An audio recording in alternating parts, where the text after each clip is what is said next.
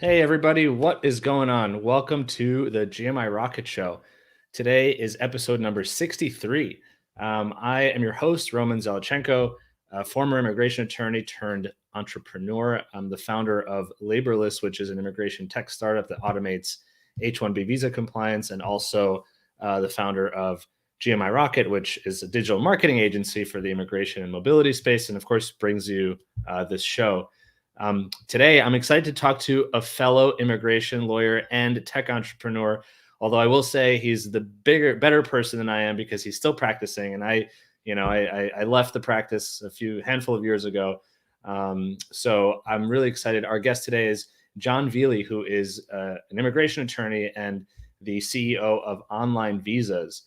So he both practices, has a great firm that handles all sorts of immigration cases. And of course, OnlineVisas is really cool tech platform that we're going to get all into and learn all about, that helps automate the visa application process, that helps digitize communication between client and all sorts of other great things, all the good stuff that technology does. So I'm very excited for this conversation and to talk to a fellow true U.S. immigration tech nerd, I suppose, like myself. So without further ado, Jon, thank you so much for being here. I appreciate it. I hope that, was a decent introduction to all the things that you do.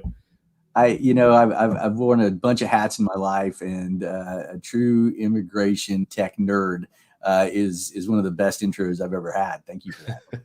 I'm always a little nervous because I'm like, is it offensive? I like the term, but I'm old enough that I remember as a kid when Happy Days sprung that word out, and it was totally negative back then, right? I mean, it's like we called all the other second graders that, and then the tech industry kind of retooled and rebranded it, became kind of cool. It meant you're smart. So exactly, yeah, and of course, Google, like working for Google and Microsoft and all the tech companies out there, is the revenge of the nerds is real. It's definitely real. Yes.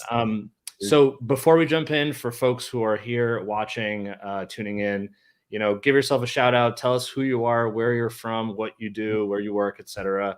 The beauty of doing these things live is, of course, to have as much conversation as possible with folks. So definitely, drop a comment. Obviously, if you are enjoying this, like it, heart it, love it, whatever you want to do,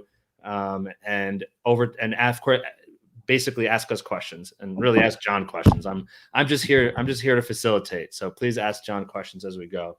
So thanks y'all for this. Here we already got Ben Cross is here for the Friday show. Ben, I'm honored to have you because you're so busy with your show. I appreciate it. And yes, as a nerd, it is a compliment. So for other folks, leave us comments, shout yourself out. Would love to have this conversation. So Jon, I'm excited to talk to you again as somebody who is still practicing. You've practiced for a number of years, and we're going to get we're going to get into your practice. And of course, through that, you came up with this idea or concept or how you wanted to implement technology into the immigration space. But before we do, we chatted a little bit before we went live about this. I'm always interested in everyone's backstory. To me, the human side is kind of the thing that I attach to. But as a kid from New York City, I know you grew up in Oklahoma. I would love for you to share as much or as little as you want. What was it like? Who were you as a kid? What was your daily kind of life like? I love to paint that picture of like little Jon. Well, not the rapper, but you, little Jon. Like what were you? Who was Jon back in the day? So back in the day, I was Johnny. I guess I evolved into Jon later. My close friends still call me Johnny. My wife calls me Johnny, but that's what I was as a kid. And my dad and mom are from New York, right? So we had a real Green Acres experience. I live in Norman right now, which is where the University of Oklahoma is. It's a great oasis, very dynamic, great restaurants from around the world, and live music all the time, things like that. So it's neat. It's your classic college town. It's a big college town. But when I was little, we lived out in the country. We lived in Little Axe, and I'd like to explain Little Axe is about 30 miles and 100 years from Norman, which is just outside the Oklahoma City area. And it was an Indian community. It was also a sunset town. What I mean by that is back in the day, African Americans had to leave Norman and Oklahoma City and go out outside of the city limits, right? So there was a community route there, and it was really interesting to be a Jewish kid growing up in an Oklahoma Indian African American town out in the wilderness. We had about 20 acres of land. Wild animals would come up, and we'd make pets out of them, and it was cool, man. I mean, I loved growing up there. I moved back into Norman, Oklahoma when I was in seventh grade, right? And so the way we got to Oklahoma was pretty interesting too, because my dad went to Harvard. That's where he met my mother, and he did something weird.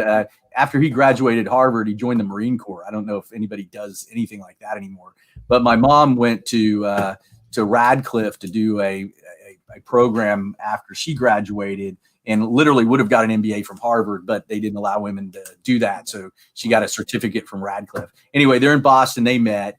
My dad went out to Stanford to get his to do his graduate work, and then he had a choice of teaching either at St. Mary's, which is in the Bay Area, or Oklahoma. And he's like, never been to Oklahoma. And we drove our Volkswagen Bug convertible across the country. I was a year and a half at that time, and that was 1967.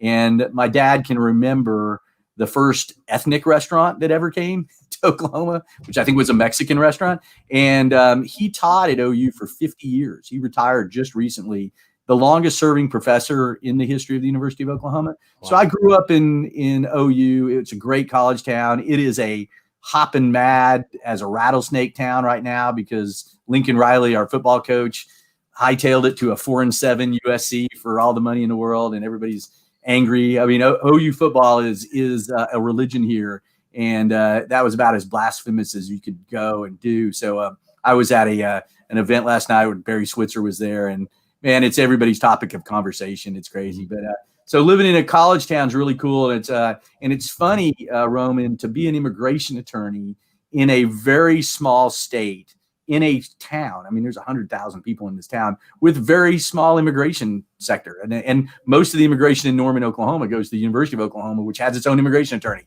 Right. So I had to build now an international practice from a town where there was no local traffic. And I'd say 1% of my business is local. The rest of it's everywhere. So I don't know if I painted a good enough picture of my growing up, but I worked in a record store. I had long hair. I was an anti-establishmentarian. I played rugby. I played rugby for OU when I was in high school, and then I went on and played it at college at Cal Berkeley. And rugby's been a big part of my life. That's these things are rugby medals, and you coach rugby now, right? I am the director of rugby, so that means I bring in coaches. So we have a former South African national team coach who lives in my basement named Blickies, and we'll let him do the hard work of coaching. I on the sideline. I do some play-by-play. I'm the voice of Oklahoma rugby. That's super cool. Yeah, that's incredible. I was absolutely going to ask how your parents and your family got from the East Coast over to Oklahoma. So yeah, appreciate you sharing that. I'm curious because I love the image of you like anti-establishmentarian with I have long hair, so I definitely working at the record store. I love to ask the question because and we'll get to this. My fascination around how you built an immigration practice in what you said is a town that is not full of immigrants whatsoever. Were you sort of entrepreneurial when you were younger? Were you you were working at the record store? Were you like selling anything or thinking about business? Like, I'm curious if you had any of that or not back then. No, I grew into that. I can tell you why I became an immigration attorney and kind of why I became an attorney. So rugby was not professional when I played it at the beginning, at least. And I played, OU had a good team, but Cal Berkeley had the best team. So I went out to Berkeley, won a national championship, became an All-American, and just had a lot of success doing that. And then so when I left, there was no pro to go to, but I wanted to play well. And I should have stayed in the Bay Area if I thought about it. I didn't make our full national team. I was probably about number 4 on the list, even though I was an All-American for 3 years. It's a funnel. You don't get all the way to the top. So I was thinking what I was going to do, and I wanted to find a profession that would essentially be able to do my avocation, which was rugby. And I played at a high enough level to go around the world. And that's why I thought maybe I'd go be a professor like my father. And I loved Norman. I wanted to come back to Norman. And the problem with OU is, in Oklahoma in general, I don't know if it's a problem, we defer a lot. It's a very humble place. So OU has a policy not to hire from its own ranks of graduates into being professors there, right? So I would have only been able to come for a short time. Berkeley, on the other hand, or Harvard, these other ones, they think they're really good, so they would hire their own because they think they're the best, right? And so, OU would rather hire a guy from Harvard or Stanford like my father than grow somebody at Oklahoma and keep them on, right? That's just how it works. So I'm like, well, I'd like to stay in Norman. I like my team. I love the town. It's just a really easy, cool place to live.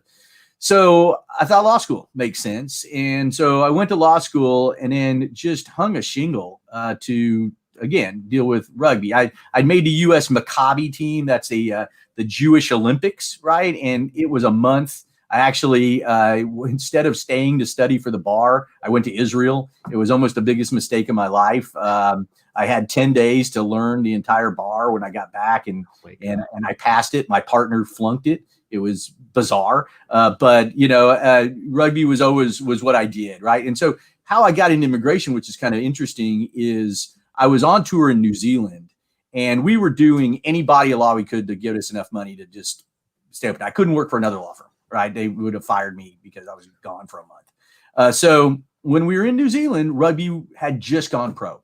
And it was really interesting because the Olympics had already gone pro. So this was the last really, really major sport to professionalize, right?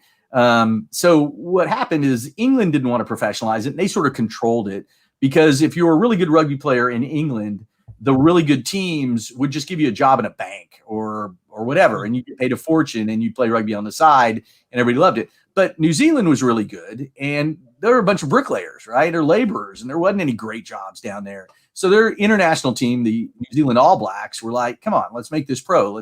Let us do what we do well and not have to be bricklayers on the side to then, go be rugby players for free. And what had happened is that South Africa, nobody would play South Africa because of apartheid. So the New Zealand team didn't call themselves New Zealand, went to South Africa, played them. So all these guys were pro. It came back and they made it pro. And then what's really interesting is in 1994 is when I was there. And in 1995, there's a fantastic movie called Invictus with Matt Damon and Morgan Freeman plays Nelson Mandela, right? And that was bringing South Africa back into the world and using rugby to stay, even though rugby had only been white and then had become white and black. And the whole story is the relationship between Morgan Freeman and Matt Damon, who was really, the actual captain of the rugby team, and the prime minister of South Africa, the president, I guess. In any case, they win the World Cup, right? And we were there in New Zealand when that team was in New Zealand. We were playing provincial level teams. They're playing international teams. We were there at the same time. And my team was full of guys that weren't American, right? And it's very common for sports that are not naturally American sports, like soccer and others, to have more foreigners than Americans on the team. So I did the first green card that anybody ever done for American for Aspen. And the guy that was he was a rich guy at the trust fund, and instead of owning a yacht or a racehorse, he funded the rugby team in Aspen. And it was really cool, right? Aspen's a beautiful town. It had this great rugby team. It has this great field that's right, in the middle of town with these aspen tree poles, field goals. And then this guy said, let's try it. So I got one of our teammates and I got him the first green card. And then my phone started ringing. And then while I think I knew it, I didn't realize it or how to use it, is if you're licensed in any state, you can practice in all states in immigration. So all of a sudden I'm doing visas for rugby players in California and New York and stuff like that. And then so what happens out of that was really interesting, is that a good friend of mine called me up. He goes, I want to incorporate this tech company. Will you do it for me? Okay, sure. It was in Dallas, right? So I incorporate his deal. And so I start going down to Dallas once a week, which is only a 2.5 hour drive from me. But, it's hard to keep your young practice up. Now, my brother is graduating law school, and his wife sort of held down the fort while I'd go to Dallas for a couple of days a week. And what was happening, it was tough for me to stay up with my stuff. So why we built OnlineVisas is really interesting. So number one, at that point, which was 1998, um, every great name was already taken, but OnlineVisas wasn't. Right? So we have a URL from 1998, and the funny thing is, finally, it's grown into its name. It used to just be our website's address, right? And we did some things. It was really cool, Roman. At that point, the only lawyers on the internet were PI guys that would have a cheesy picture of their face, or really good firms that would say, here's our lawyer's background and here's some of our clients, but it wasn't very usable. So what we did is created on our website, OnlineVisas, I called it the menu of visas, right? So it was a list of all the visas. You could click on the name, it would give you more information, and then more and more, right? And so we just put out a lot of content. Well, the ABA gave us an award. They called us the Legal Access to Justice Award for this, and called us innovators for the legal industry. And that was like back in the early 2000s. There were some immigration lawyers online back then, but not many. And we started getting some really awesome clients like Bell Laboratories, which is literally has more patents than anybody. They invented the Big Bang Theory and C++. And so why they liked us is that they're in New Jersey, and it would take them they'd have to take a day off to go into Manhattan to meet with their attorneys. And so they could deal with us by going to our website and stuff like that. So that's where the vision started. And then we just kept innovating, right? And what happened is it starts to become what was a disadvantage of being in Norman, Oklahoma became an advantage. We could be cheaper, right? We didn't have to pay rent in New York or LA, and we were easy to get in contact with. And what we also did is I litigated kind of throughout the same time. I've gotten some notoriety for doing some really cool civil rights cases. I helped. A fascinating thing, it would be a whole other show of knowledge, was former descendants of slaves that were held by part white, part Indian masters in the Civil War. Were being kicked out of their tribes, right? And I took a case. I argued in front of both Kavanaugh, who's Supreme Court justice now, and Garland, who was the guy that got turned down or didn't get a chance to be a Supreme Court justice. I argued in front of both those guys, and we won this really substantial case. And they're called freedmen, right? The Cherokee freedmen and the Seminole freedmen. We got them back in their tribe.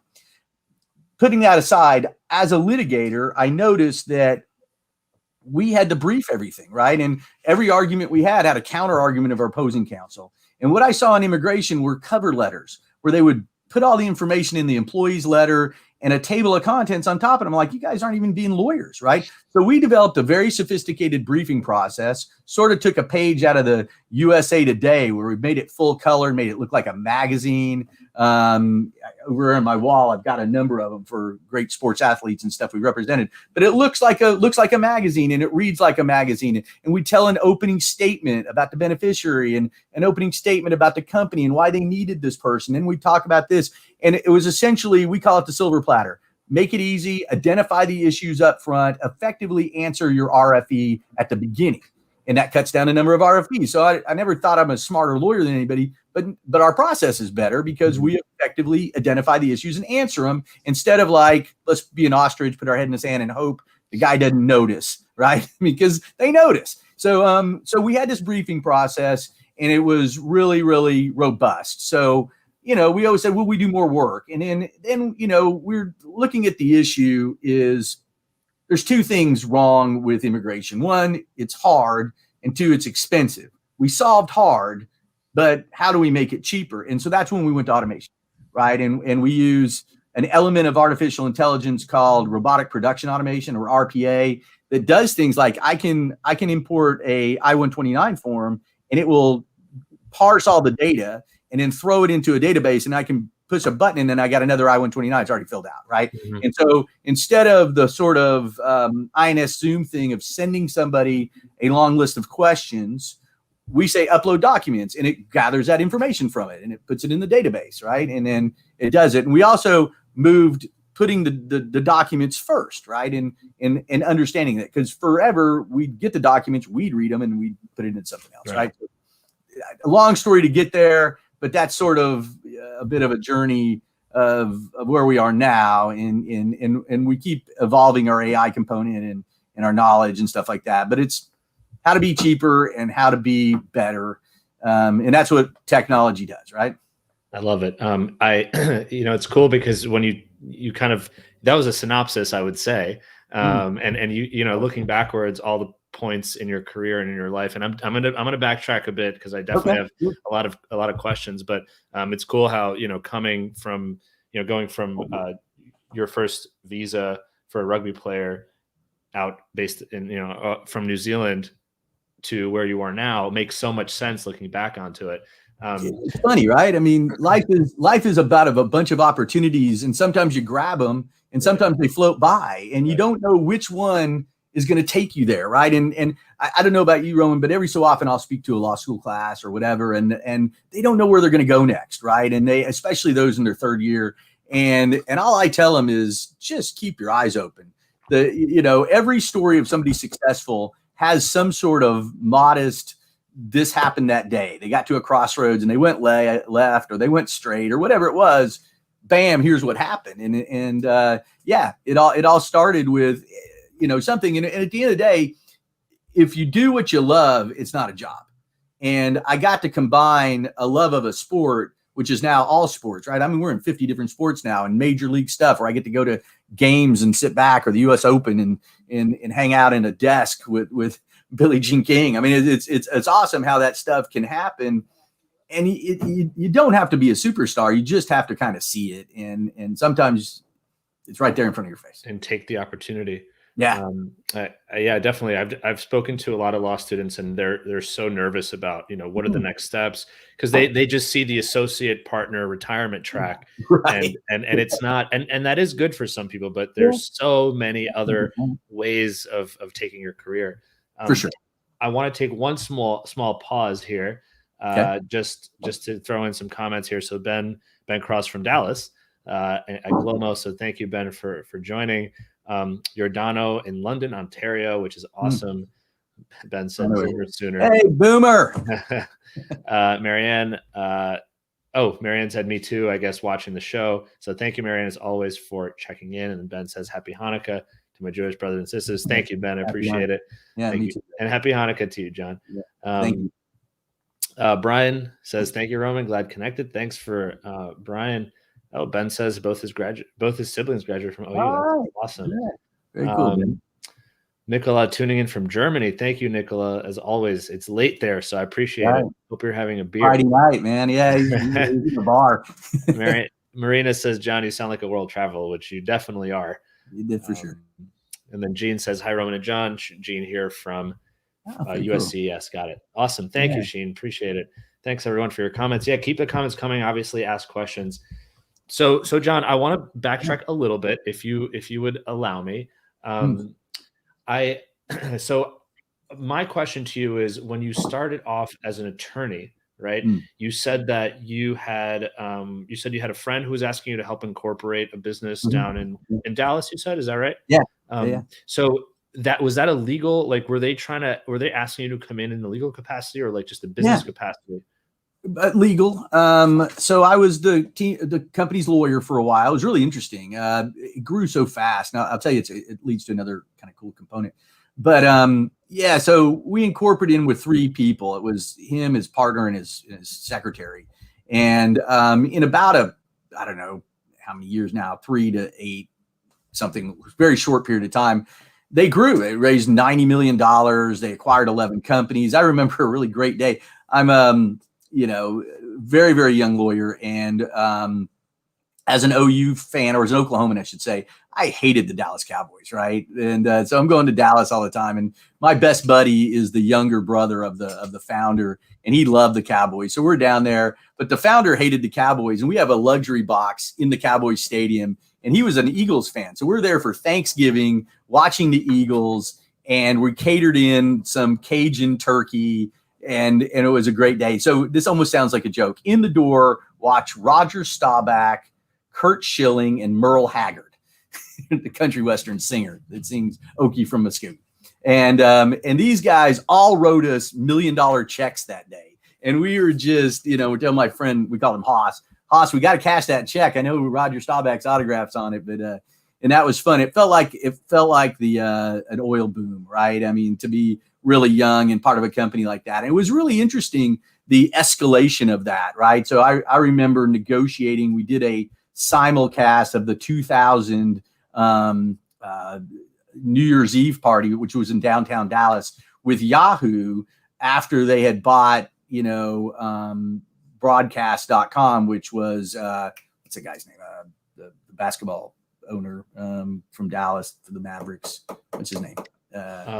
Mark Cuban. Yeah, Mark Cuban. Mark Cuban had sold broadcast.com for $1 billion or whatever. And Yahoo was part of that somehow. And anyway, we're negotiating this deal and, at the Christmas party, it was just fun stuff. And we're all wondering, is Y2K going to happen? And all those sort of things. It was fascinating. And so I was legal counsel for them, and it was a lot of fun. I was a very young lawyer, and everybody was young. I mean, everybody was in their 20s, and we just watched it take off. And that gave me, you asked me about being an entrepreneur. I watched a close friend of mine make a lot of money, and I thought I still had a small law firm.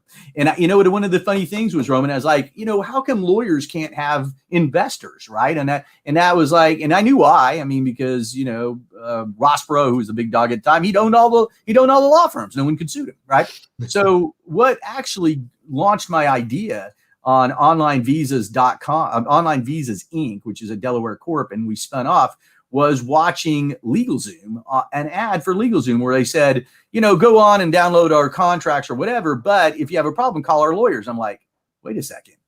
They're a law firm and they have investors, and they basically put a marketing company in front of a law firm, and you can invest in the marketing company and make the money. So OnlineVisas has investors now, right? And it is a tech company that builds visas. So it's kind of a software as a service, right? So the software is the platform, the service is the law firm. They're unrelated companies, but they're affiliated, right? And so we have the ability, we have some other law firms that we have work with us, and it allows us to scale like Uber, right? We can have as many as we want, and we can be anywhere we want. And because of that we are, and it's a fun way to be disruptive too. So I guess to go back to your earlier question, that's where the entrepreneur part came. Is I watched a friend make it, and I guess I wanted to do some of that too.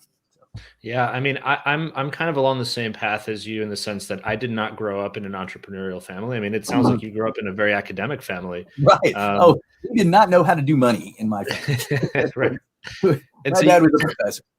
And you have to be exposed to it somehow, right? And it's cool that you got exposed to it at this early, an early stage in your career. I mean, I will say though, the word entrepreneurship gets thrown around a ton. And I think a really key element, regardless of how you define entrepreneurship, is higher tolerance for risk, which of course as lawyers, we don't have. Our whole job is to make sure that we identify risk, and then we don't even figure out how to solve for the risk. We just tell our clients, here's the risk. Thanks for paying me to tell you what the risk is. Well, I tell you, you're so right about that. I mean, so growth, right? So since the start of this year, we went from 10 to 30 people. I opened an office in Hyderabad, India. I've got guys in England. I've got people around the United States, like Brian's in San Francisco.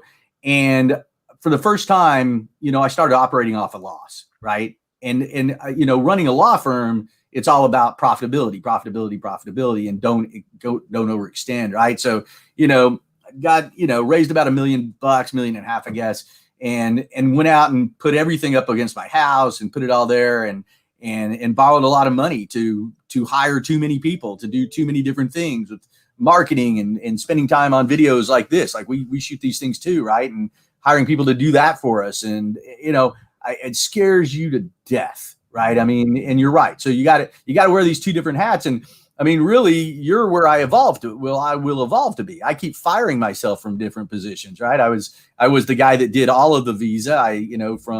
I'd pull it in and I'd have to do it, and I'd fall asleep in my chair at 3:00 in the morning. And then I started saying, well, I need to teach people how to do things, and then just look at it like different points. And then I built a software to build that knowledge in so I could spread it and do quality control. But then I'm the sales guy. So then I had to get more sales guys. And so, eventually I will evolve from doing law. But at this point, I am doing it because that's kind of what builds the number one, the technology, but also you got to keep the quality going, right? So it's crazy. But, at some point I will just be in the tech side of it, and I'll just mentor, which is really what I aspire to do. I like being a rugby coach, and I think of myself as a coach. And I'm curious if, I want to think back to that time where, you saw the LegalZoom commercial and you thought to yourself, okay, well, if the current structure of laws around who can own and have equity in a firm Mm. are as they are, which by the way, they still are like that today. There are sandboxes and it looks like things are very, very slowly shifting in the direction of, non-lawyer ownership in quotes. Right. But given that this is still the case, and of course, back then it was certainly the case. I don't know what gave you the, I guess, courage to say, I'm going to start something like LegalZoom. I mean, I know you had the OnlineVisas domain, so at least you had that. But what made you think, all right, let me build this thing, this layer, this on top of the service that we provide, which is a law firm? I pitched it to a good friend and client of mine who had done well. And he said, I believe in you. Let's do it. Right. And he's been awesome. He's the best investor you could ever have. He doesn't put pressure on me. He gives me money when we need it. He just doesn't do what we're all afraid that investors do. Right. Pop you out, you put pressure, do all those sort of things. And, when he believed in me, then I had to believe in myself, and I already did. But I mean, it's like, why not think big and why not go for the market? Right. And so what we did, Roman, which is crazy. Like, so what we were doing for a good number of decades is an H-1B at $2,500, right? I mean, which isn't even the most expensive. But I'm like, I got into the high volume Indian staffing companies, right? And so I'm like, well, I'll drop mine to $1,500. And they're like, Sheila Murthy's not even doing that. And she's like our queen of immigration. We love her. But, she's too expensive for a lot of us. And so I went to the $800. I got a few of these clients, and I would always be the only non-Indian in the room, right? I'd be out there talking about immigration, and I'm on a panel with 6-7 other guys from Hyderabad. And, I finally said, if we want market share, not just more clients, we got to go below everybody. So we dropped our prices to $499, free RFEs for H-1Bs. And we onboarded 60 companies, right? And we've been killing it. And because of our technology, we were able to do it with a pretty small team, right? And we were able to do 43 visas in a week, right? And that was, looking at that deadline, of June 30th, and we're having to get it in before the cap, and there was you couldn't just not do it. And so it worked. We stressed it. We put OnlineVisas through its test and came out with shining colors, and it was cool. But that's the kind of stuff you do as an entrepreneur. You go for it, right? And I love that, right? I mean, I'm not a young guy anymore, and most of them are. But I've brought my daughter on. She's 25, and she started out shooting videos of me doing this stuff, and getting me like 2,500 subscribers on YouTube, which was fantastic. And I'm like, and then she started just doing other things, and I see that entrepreneur in her. And I didn't have that growing up. Again, my dad was a professor. My mom was a teacher. And, nobody told us that business could be fun. They didn't really know about business. They didn't like it. They were kind of afraid of it.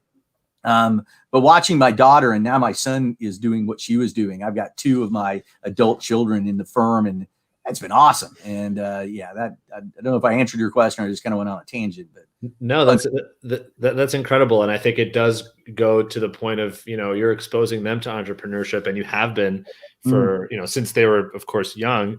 And so I suppose that's sort of more built in perhaps in them. I'm curious from your perspective, we talked a little bit about your firm using the OnlineVisas platform. And then you mentioned that you also work with some law firms. What are your thoughts around that? I mean, there are, of course, opportunities to, I'm sure, provide this more broadly as a SaaS, right, for other immigration law firms. There is, of course, the idea of like, well, no, let me just build our firm. Let's build our practice and blow it out of the sky, or out of the water, I guess, into the sky. I don't know. Grow it. I've gone around this thought process a lot, Roman, and it's excellent to have this conversation with you. There's not a lot of people that are in either of the different. We're together in the 2 things, right? It's the immigration and it's the technology around it. But yeah, it's really interesting. A software, a pure software play can have 20 times valuation. software as a service is 10 times. A service industry doesn't really scale at all. So I'm a float all the boats guy, right? I mean, I want everybody to use this if they never use it at all. And I'm going to break it into 3 chunks, right? So the do it for you is what we do. Your company hires us and we do your immigration and we charge you a flat fee. That's do it for you. And that's what we've onboarded 60 companies in. The do it yourself, we're going to have a number of the visas, but not all of them, where you could just go onto our website and do it. And those will be simple ones like marriage visas, Bs, naturalization, stuff that doesn't take legal knowledge because we don't want people messing it up, right? And then we'll have a subscription for companies that have their own internal immigration or immigration attorneys to buy the subscription and just do it, right? Now, the middle play is what I'm really excited about, and that's to do it with you. So a young immigration attorney says, I'd like to get an immigration. This is really cool. Our platform, the great thing about the platform is that an experienced attorney, when they hear something, goes, there's an issue. I may know the answer, but I know how to find it if I don't. The inexperienced attorney just does it and gets denied. Let's use, for example, the 2017 memo that said that programmers was not a specialty occupation for the H-1B, right? But developers are. And if you can tell me the difference of a programmer and developer, I'd be surprised because I've never met anybody that knows a difference of it because there's not a difference, right? It was a term of art that these guys used to deny visas. So it wasn't logical. And if a company said, I want to hire a programmer, a young attorney would put in programmer and get denied. Now, of course, that memo has been rescinded, but for a while it was there. And so how do we do that? So by using our winning strategies, which is a database of information that we have, which is the memos, the regs, the cases, and just good ideas at the fingertips of our lawyers, when the next level of this will identify the issues. Right now, we call it manual intelligence. You can see the issues and look it up and find the answer, but we have it together, right? And the next reiteration will be the delivery of that. So the cool thing about that is how can we solve these problems? So to go to your question, I'd like to be involved in all of the immigration, whether I'm doing any of it directly or someone's using our software to do it, or if they try it and then they need our help. And we've represented a lot of companies that might do their H-1Bs themselves, had this relationship with Tyson Foods, but we did their L's, their O's, and all of their green cards, right? And so this sort of built off of that relationship where, we'll help you on the visas you want help on, right? Do the other ones on your own kind of thing is where we think we will really be disruptive and transformative. And the idea is that it's all happening on the ecosystem, right? So where you're helping them or coming in and providing your legal services, that's happening via the OnlineVisas platform. And then some subset of their immigration needs are self-serve, also still happening in the platform. And so I guess ultimately the data is cumulative across all their visas, regardless of whether or not you guys are doing it or they're doing it themselves.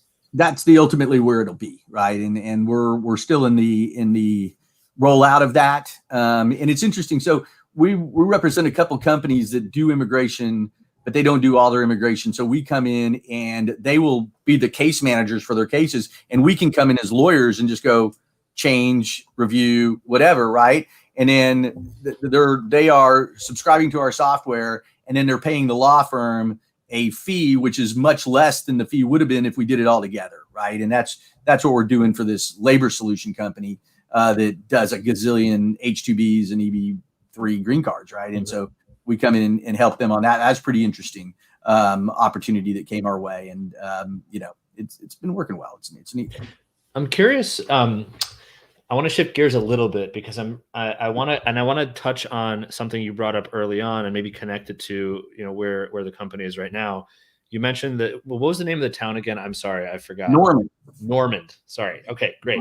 Normand, Oklahoma. Not a lot of immigrants other than folks in the school, and then like you said, that's being handled by the school.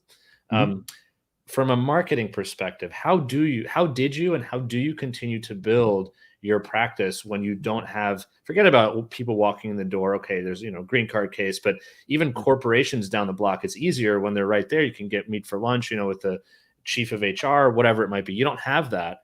or you don't have that kind of right downtown. You can fly, sure, but it's a little bit more of a I do fly around a lot. I mean, I get clients by visiting clients and visiting places to find clients. So I'm in a lot of associations. I speak at things.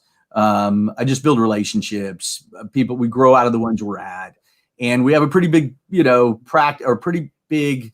A lot of people come to OnlineVisas.com as a resource. So we get over the 300,000 visitors a year on that, right? So some people find us, some people refer to us, and I spend time, trying to be a thought leader out there. And at the end of the day, it's all about building relationships, right? Mm-hmm. And so we build relationships any way we can. We have salespeople that open the door for us to build those relationships.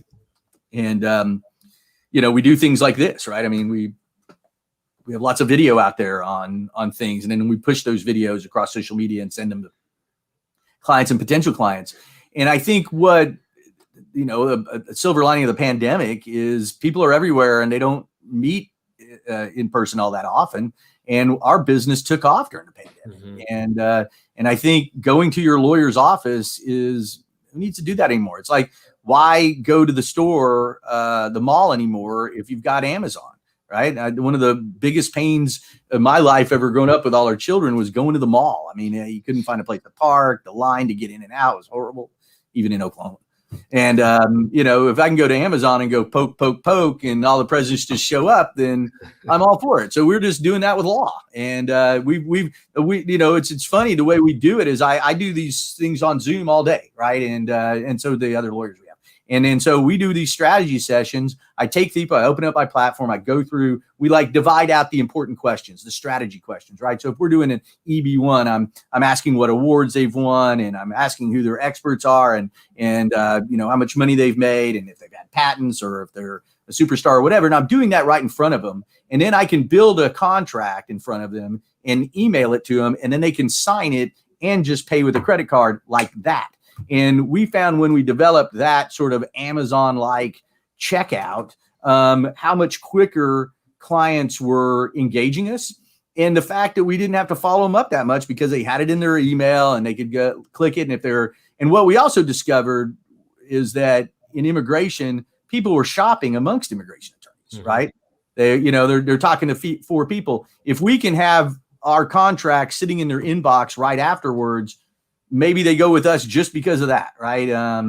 So it's that's how we do it. And have I lost clients because someone was local? Maybe, but I don't think that's the way it is anymore. I think the marketplace is the internet, and I think a lot of people hire lawyers off the internet now more than ever. And I think immigration attorneys are at the forefront of the legal industry being hired off the internet because of 2 things. One, we can be anywhere, right? And they won't go with an attorney who's in Oklahoma over the one local. They'll go with an attorney. They're picking between an attorney in Chicago or LA or wherever. And they don't care where they are because they can do it.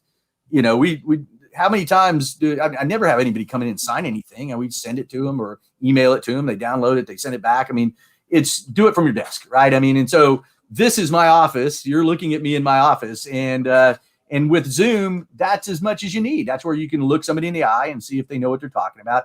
And we build trust, right, by giving free strategy sessions instead of making people pay us for the privilege of talking to us, right?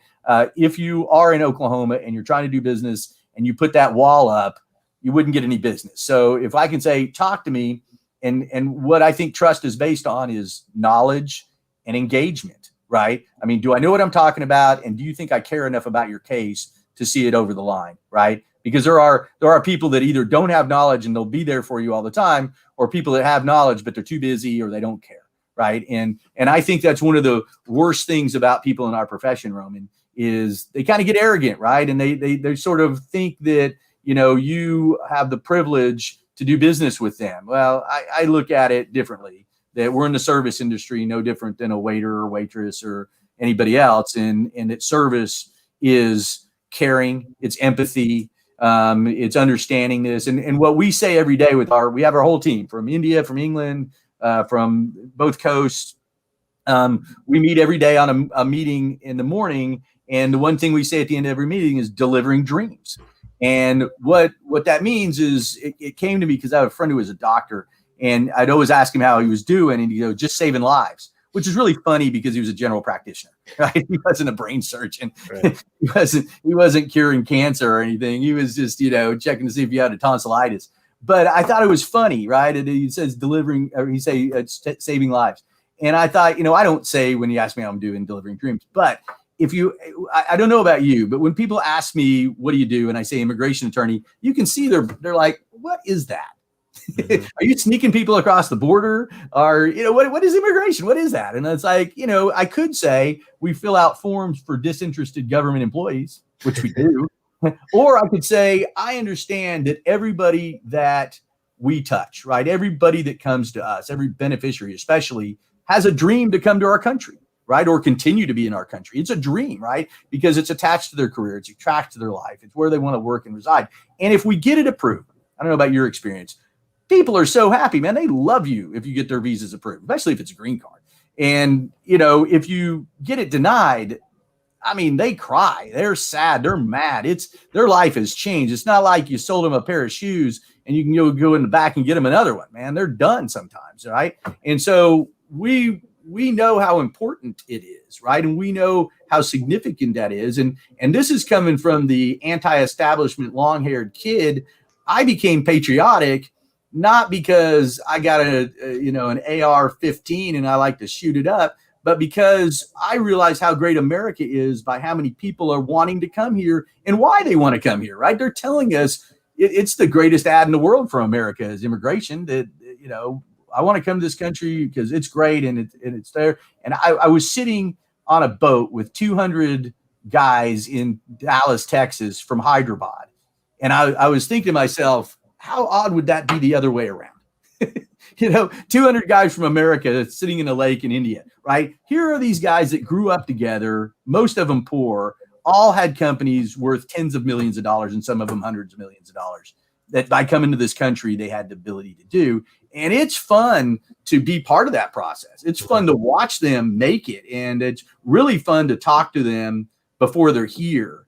And then, how long we're with them, right? We take them from the temporary visa to the green card to naturalization. To watch that progression over sometimes decades is, you can't do a better thing. You can't be in a better body of law, right? I mean, I've done all the bodies of law. I swore off family law first. I don't want to go through a bunch of divorces with people. Criminal law, I quit when I got a guy he had a deal for 33 years in jail if he pled guilty. I got him off. The guy didn't want to pay his bill, and he was a guy in a Mexican gang. And I'm like, all right, no money. And I'm like, I won't do that law anymore. But immigration, these are cool people. And when you get to do extraordinary ability and tech companies and stuff like that, I love becoming friends with these guys. And I've been to their countries with them. And it's fantastic. They stay at my house. I stay at their house. It's a really cool body of law that I never knew to get into until I did. And I've loved it ever since. It's fantastic. I think I remember when I was practicing, I think I read an article that said immigration lawyers were some of the happiest attorneys. And I can totally see that because I thought back to, even talking to some of my friends at the time who were practicing in other fields, especially personal injury, you're helping people for the most part, regardless whether it's criminal or PI or whatever. But they said, like, look, half the time we're chasing our clients for money, what have you. They never get a thank you, whereas for you, like you said, you get someone an approval notice. They're so grateful. And it sounds selfish, but it is nice to be thanked for your work. We're putting our time and effort, our blood, sweat, and tears into their applications. Yeah, it's nice to get a thanks, right? And so I do think that contributes to the happiness. I want to actually, to wrap that part up, one of the things that I will note that, number one, because I was curious, how do you grow the practice, right? In this sort of, first of all, where your clients are not from where you are, and especially to your point, now during COVID and probably after, there's going to be much more virtual work. So I think what I'm pulling from what you were just sharing is, number one, of course, passion for what you do and like for the cause and goals and dreams of your clients. And then number two, kind of tying into the piece you were mentioning about entrepreneurship is being competitive, whether it's with price, which sometimes you have to be, and other times it's, and probably more often, it's with the type of service you provide, Right. how quickly you get that, contract to them, how easy you make it for them to work with you. All of those things really, really matter. They're not, to your point, you can't just sit in there. And I'm talking sort of maybe to a less experienced attorney who might be watching this or listening. Don't just think because you're an attorney, even if you're very qualified and great, that they're necessarily going to work with you. There are a lot of great attorneys out there, and they're all equally great. And so how do you stand apart, I think, is really important. The answer to that is people like to do business with people they like. Right. 100% of the time. And like I said, I think of myself as a coach, not as a boss. And what you want to do if you ever have the ability to be the top of your firm is make sure that you create a culture and that you design the culture and you enforce the culture, right? And so that's why saying delivering dreams every day is so important, because it reminds us how we're supposed to be doing this. And being empathetic to a client who's frustrated because it's going too long or it takes too hard, or if you've made a mistake, right? Like lawyers are not ever designed to admit mistakes. We're like designed to get people out of mistakes, right? And we're smart about it. Like would never admit that, right? That's the worst thing to do. I think owning up to a problem is really interesting. And I can remember being young and just saying, I'm sorry that didn't go your way. And almost they went and they were apologizing to me at the end, right? Whereas if you come up with some sort of BS answer, well, it was this or it was that, and you just lied about it, they're like, okay. But then they're like, that guy's a weasel, right? So the first thing is build a culture. The next thing is relationships are what it's all about. We're in the service industry again. And,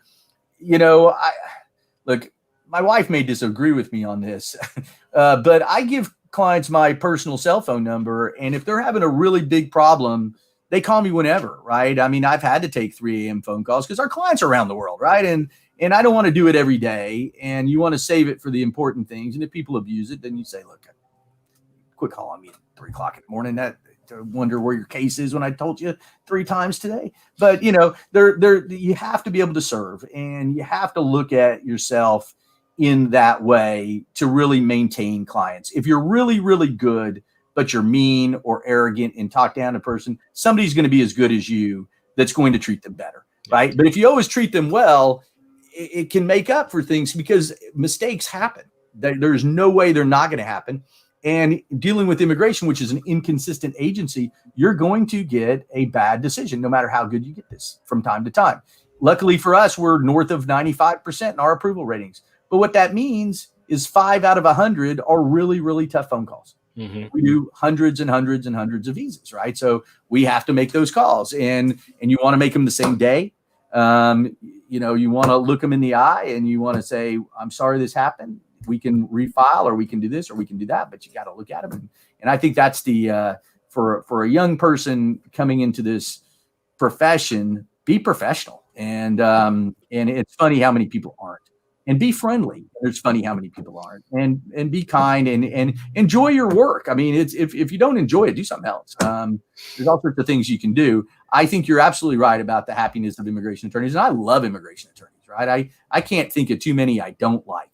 And most of them get into it because they're good people, right? Because they're trying. You want to help people. It's just a help people thing, right? It's not a screw people over thing, right.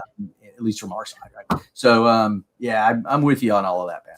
I want to ask you a couple of specific questions here about online visas, because I mean, I think we can have a whole separate conversation around sort of best practice, how to practice well and branding. I want to focus a little bit on the tech side of things. So we have a question here about whether you can explain how the document uploading process works. As you mentioned, they upload their documents, and then just to clarify, and then how does the information in the client questionnaires sort of transfer into forms that are filled out for their application? Right. Yeah. So that's great. You say that. So there's a list of documents, and you can upload the documents. We're about to go live with a bulk upload. The bulk upload is really cool, right? So it knows about 30 different documents from about 6 of them, right? Like I-129s, I-140s, passports, things like that. It extracts data right, from those documents. And then we look at that data and we accept it, and then it's in the database, right? So then if we can pull that data across all the different things. So what's different about our platform than the existing form packages like INS Zoom is they stop at the forms, right? We build the other things. We have briefs, we have contracts, we have letters, all sorts of different things. We probably have 100 different documents. And a document at the end of the day is just a repository for fields, right? So if you answer this question here, it goes to this place over here, right? And fills it in.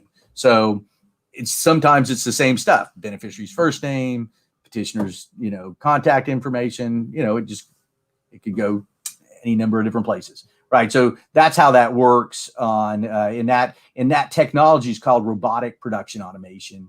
It's a version of artificial intelligence, and it's pretty cool. You got to train a machine to be able to understand what it is, and then take it and know what that is and what to do with it. How do you then, like, I guess I'm trying to understand in terms of, a brief or a cover letter or something like that, how do you transfer some of that data into, is it like a template brief and then it populates some data, or is there almost like an auto drafting, like an AI based brief drafting tool? It's a templated brief at this point. Yeah. So, and we have some variations on it, right? So we have a brief for the H-1B, for example. We have some language for third-party placement that you can take in or take out, right? And in the process of when you're gathering information in the strategy component, we can identify issues. We can then go to our winning strategy and pull up answers. For example, the level one, it's not as big of a deal as it was, but just it's one that we kind of all know. So level one was the concept of 4 different categories of wages, and out of nowhere, immigration said if it's a level 1 wage, you can't get an H-1B. Well, that wasn't exactly the answer, right? And so I watched this, and I found,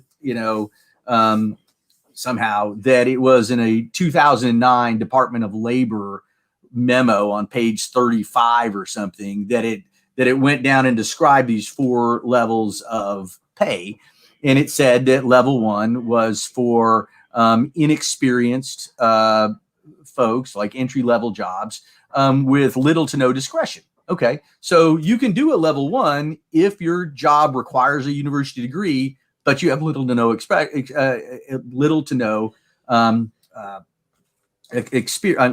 discretion. So what we would do is then take the job description for, say, a software developer, and we'd say, under the supervision of a lead software developer, this software developer does blah, blah, blah, right? So what you did is you just solved it. And what we do in our brief is we put the issue level 1 wage, put in the memo, argue around it, bam, right? So what we're doing is identifying an issue that they're going to go on RFE, answering it up front in the brief, but the majority of the brief's already written out, right? Mm-hmm. And it drops things in there. So in our technology, for example, you've seen the H-1B, simpler visa, but has gotten more complex.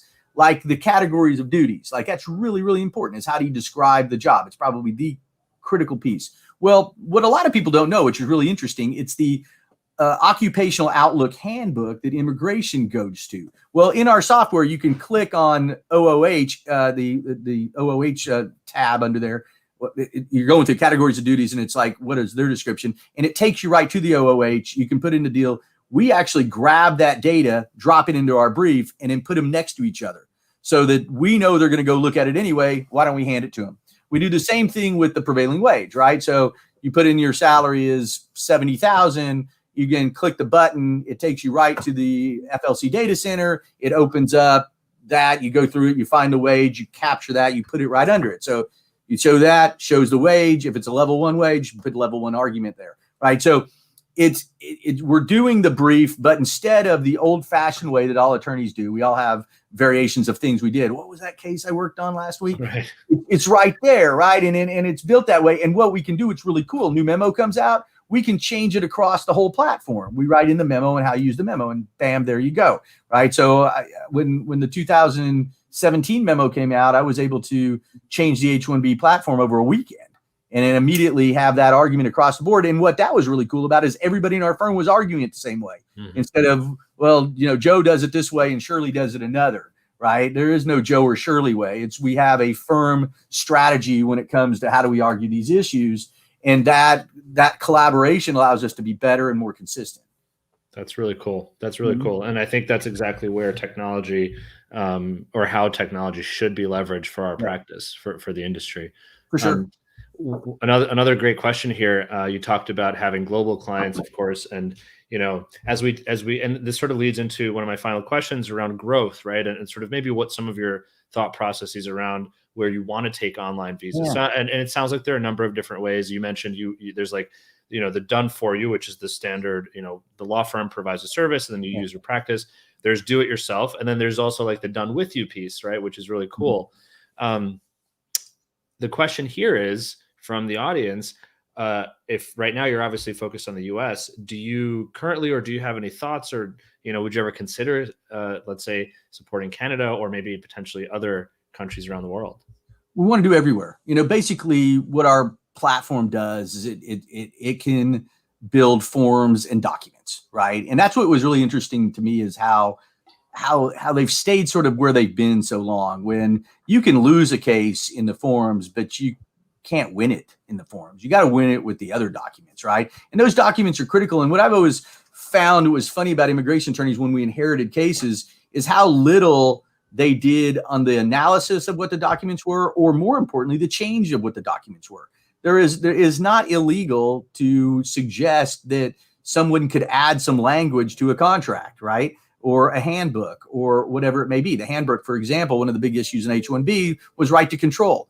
Why not put a clause in your handbook saying you are our employee? When you are sent to another location, you're still our employee. You answer to us. They cannot hire or fire you. If there's a problem and they talk to you about that, please refer them to us. And those sort of things, right? That is a sentence that I can put in a handbook and win an H-1B with, right? So all of this sort of stuff is important to that. And so you talked about, this is all about scale. How can we scale, right? So I look at the Uberization of law, right? I don't know if that's a real word, but looking at Uber, or let's say Airbnb is a better explanation for what I'm about to talk about.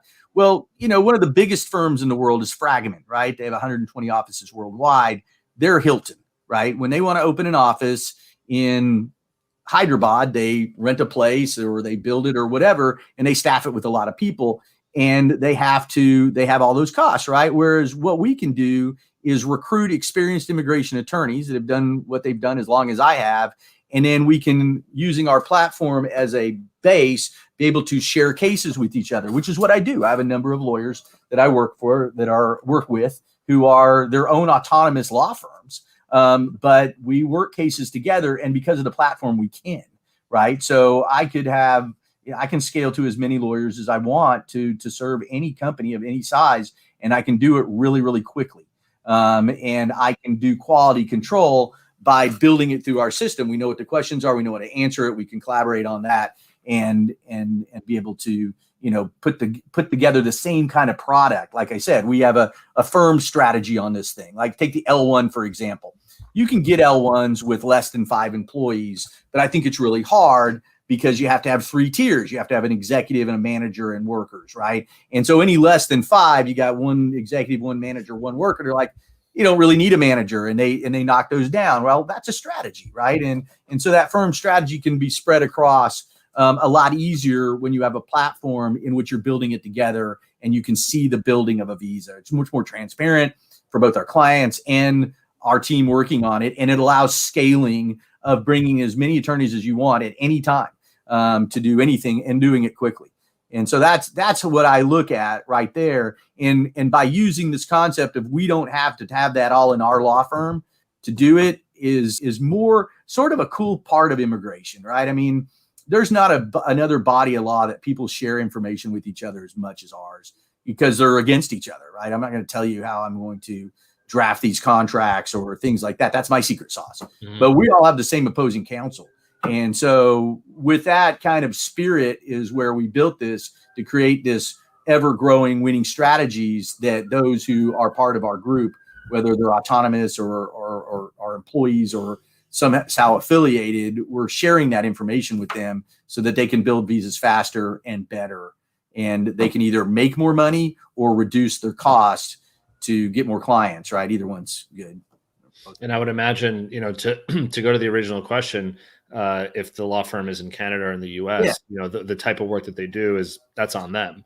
Of course. We can build it there, right? I mean, that was the question I didn't really answer. So our process can build visas anywhere, right? Because Canada's immigration has forms and has documents that support it and has a checklist. So you can upload things through it. You can build Canadian immigration, and that's part of our plan. We're Canada, UK, Japan, France, all the kind of major immigration countries are where we're going, and we're in the process of all that right now as we're making a bit of an evolution in how the software works. We'll onboard those countries, and Canada is probably number 2. That's where we're going. Yeah. Plus, it's close, right? So that helps. Well, and we get the request a lot, right? So we do 19% of the immigration in the world. The UK does 12, and Canada, France, and Japan do 10. Wow. Right? It's an interesting fact if you think about it. That's a 70% right there with about 5 countries. So Canada's smart, and Canada's immigration has increased immensely when ours got harder. I mean, they became the recipients of a lot of companies, and look, they're probably our most natural trading partner. Yep, exactly. So it's actually when I think when with the prior administration, when things got hard, to your point, with the various memos and the challenges coming from USCIS, coming from ICE, and at some points coming from DOL, a lot of folks were going up to Canada, H-1B holders, right? Even green card holders that were like, look, I want a natural, whatever it might be. I think it's a win for us still, because they're right there. Worst case scenario, they come back in a TN, or they can come back here as a Canadian national. But otherwise they're just to the north. I mean, so I think it's a win-win. Cool. And I appreciate you sharing that, because I think, there's a lot of growth potential, or I think for sure it's happening in our industry. And I think the US happens to be the hub of immigration technology, but I've had prior guests on the show, a number of guests from Canada already. And then, I've got guests from Sweden and Germany and all around the world, folks who are building different platforms to help facilitate immigration, whether it's through, automation of the actual visa application process, or matching people through an online platform with providers or something else.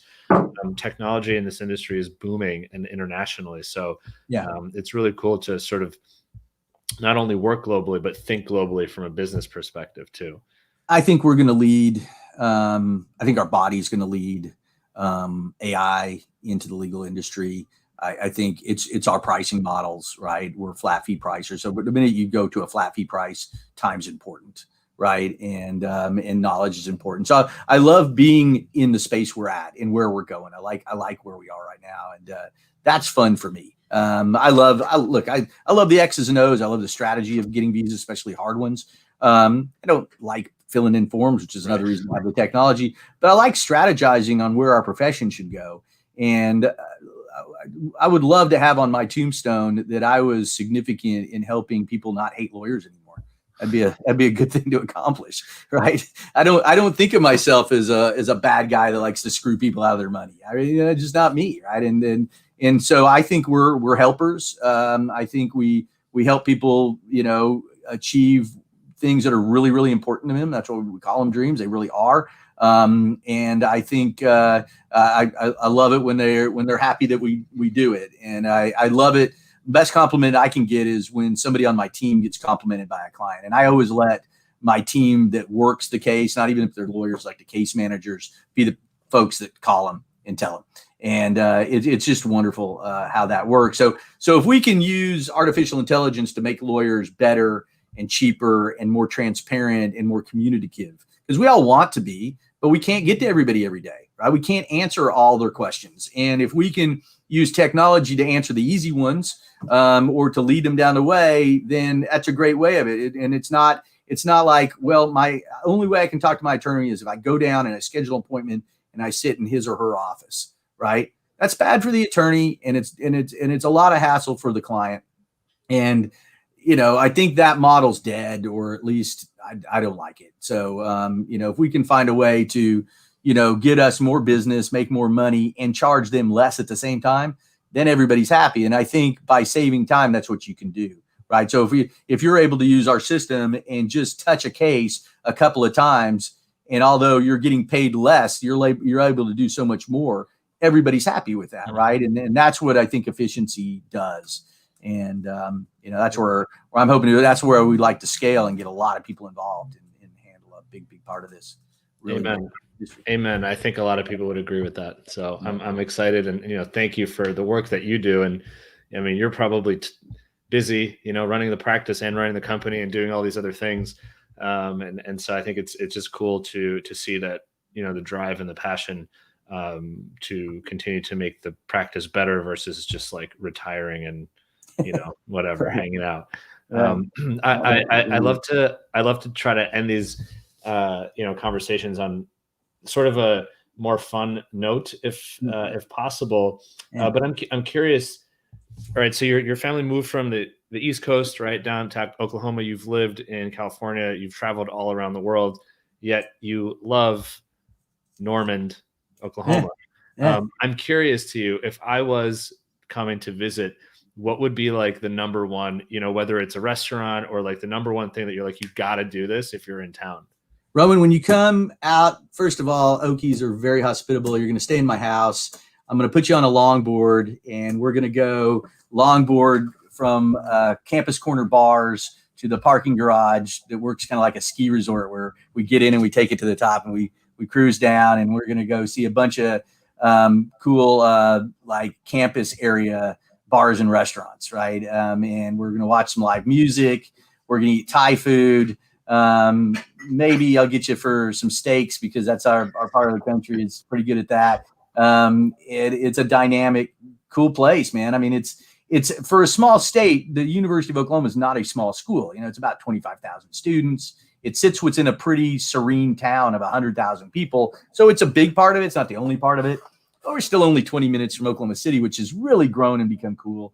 And it has a lot of neat neighborhoods that have grown out of it, right? They've got a little river area. They've got a really fun basketball team in the Thunder, although we tanked it for a couple of years. But neat restaurants, neat ethnic restaurants, lots of live music. It's a very young place right now, believe it or not.